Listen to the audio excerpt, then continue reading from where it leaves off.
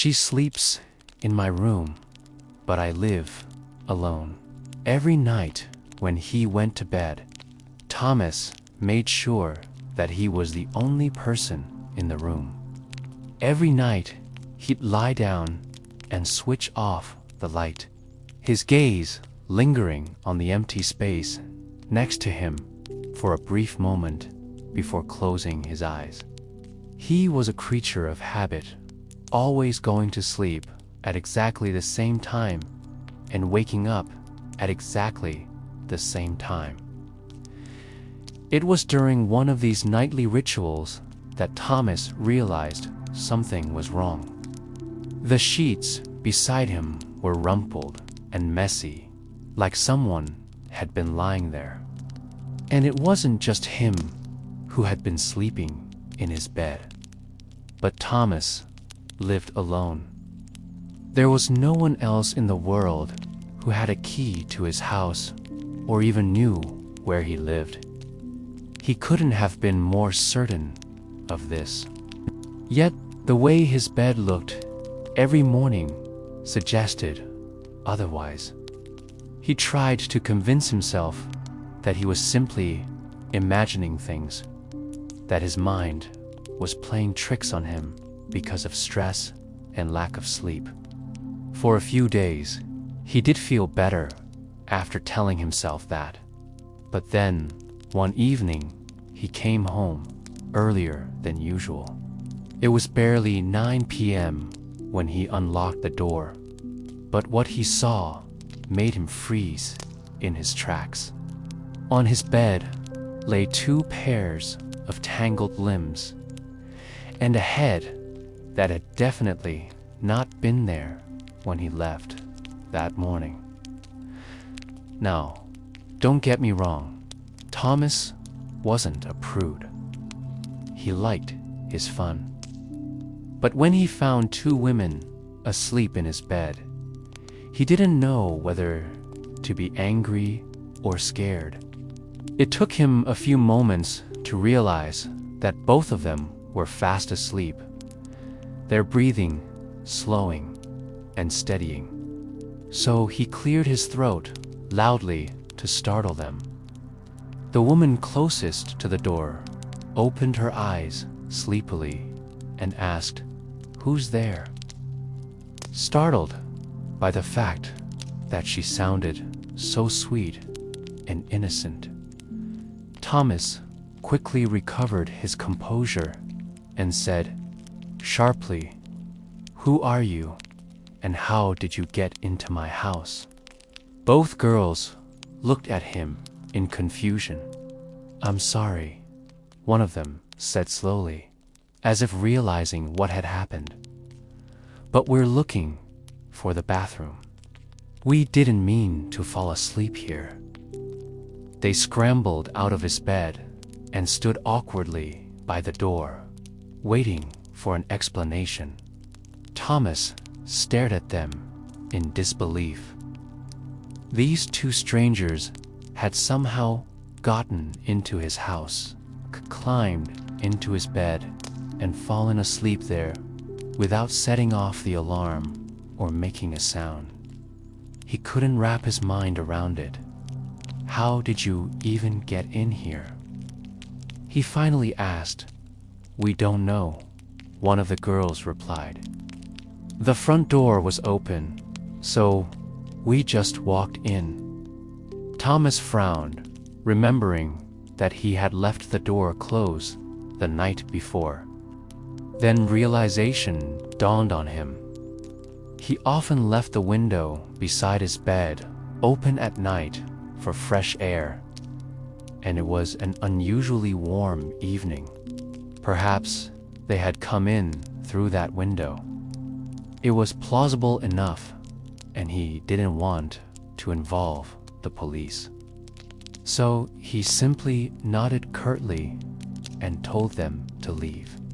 The girls didn't stick around. They quickly disappeared into the night, leaving Thomas alone with his questions and his unsettling experience. He closed the door firmly behind him and locked it. then went back to his bedroom to get a good night's sleep. As the days passed, the memory of the incident faded from Thomas's mind. His life returned to normal, and he never gave it another thought. That was until it happened again. He was enjoying a rare evening at home when he heard a noise that made him stop in his tracks. He strained his ears, trying to identify the sound. But it happened again, and he couldn't deny it any longer. Someone was in his house. He crept towards the bedroom and peeked through the door, expecting to see nothing more than a stray cat or a burglar. But what he saw made him gasp in surprise. A girl was sitting on his bed, swinging her legs and humming softly to herself as she stared out the window. Her hair was a mess, and she looked completely at peace. Before Thomas could react, she turned around and saw him standing there. "Oh," she exclaimed, jumping off the bed. "I didn't know anyone was home. I'm sorry. I just needed somewhere to rest, and your house seemed empty." "But how did you get in?" Thomas asked, still confused. "I left the front door locked, and the windows were shut." The girl shrugged. "Maybe you just left it unlocked. I don't know." And with that, she turned and headed for the door. Thomas couldn't believe what he was seeing. Another intruder who seemed to know their way around his house. He called out to her, "Wait, where are you going?" The girl paused at the door and turned to face him. "I'm sorry," she said sweetly, "but I can't stay here. I have to go." And with that, she slipped out the door and disappeared into the night. Thomas shook his head in disbelief. Was he losing his mind? Or was his house haunted by mysterious visitors? He decided to call the police, but when they arrived, they found no evidence of any break-in. The officer suggested that perhaps he was forgetting his keys more often than he realized, and that was why people were getting in. But Thomas knew that wasn't true. He never left his front door unlocked, and his windows were always shut tight at night. Determined to get to the bottom of this, he installed a security system and set up cameras all over the house. But no matter what he did, the uninvited guests kept coming. One night, he even caught a glimpse of one of the girls he'd seen before, but she vanished before he could get a good look at her. It was driving him crazy. He couldn't understand why someone would keep trespassing on his privacy, but as time went on, he began to notice some strange things. For instance, he would wake up and find the blankets beside him undisturbed. Yet, he could smell a faint scent of perfume that wasn't there before. Sometimes, he'd swear he could hear soft breathing coming from the corner of his room. But when he turned on the lights, everything was still and silent. He started questioning his own sanity. Was he really seeing and hearing things that weren't there? Was he losing his mind? He considered telling someone about what he was experiencing, but he didn't want to be laughed at. What would people say? That he was crazy or making it all up? One night, He woke up in the middle of the night and realized he wasn't alone. Sitting on the edge of his bed was a young woman with long flowing hair and a sad expression on her face. "Who are you?" Thomas whispered, his voice trembling. "I'm sorry," the woman replied softly. "I didn't mean to startle you, but I needed your help." "What kind of help?" Thomas asked cautiously. "I need you to remember me," the woman said, her voice filled with urgency. "Please, I beg of you, don't forget me." And with that, she vanished into thin air. Thomas sat there, stunned, wondering if he had imagined the whole thing. But then, he noticed something in his hand. He opened it and found a photograph of the woman he had seen. On the back was a name, Sarah.